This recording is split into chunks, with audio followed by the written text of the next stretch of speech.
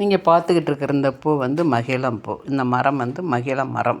இது வந்து குத்துச்செடி மாதிரி தான் இருக்குது இப்போதைக்கு பார்த்திங்கன்னா.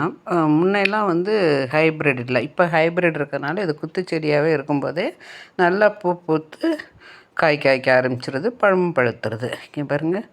இப்போது மோஸ்ட்லி பார்த்திங்கன்னா எல்லோரும் இப்போ இந்த செடியை ரொம்ப லைக் பண்ணி வைக்கிறாங்க. ஹோட்டல்ஸு, அதேமாரி பெரிய மால், அதேமாரி வீடுங்கள்லேயும் வந்து வைக்கிறாங்க. இந்த பூ வந்து நல்லா மலரும்போது நல்ல மணமாக இருக்கும்.